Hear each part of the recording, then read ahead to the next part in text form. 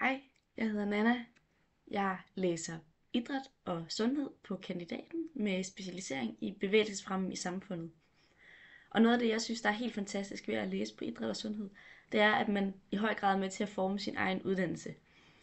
Jeg skal til at skrive speciale næste år, hvor jeg fokuserer på digitalisering og bevægelsesteknologi.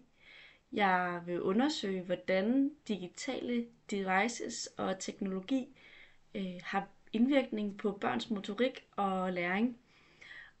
Og det er lidt en afart af, hvad man ellers tænker, at en idrætsstuderende skal kunne, og hvad en idrætsstuderende kommer ud og arbejder med. Så derfor så kunne jeg godt tænke mig at videreformidle netop det her digitale og teknologiske aspekt af idrætsverdenen, som er lidt en mangelvare, synes jeg, når jeg er blevet præsenteret for idræt og sundhed. Og derfor tænker jeg, at jeg kunne være en rigtig fin kandidat til at komme ud og snakke om netop de her lidt anderledes måder at læse faget på.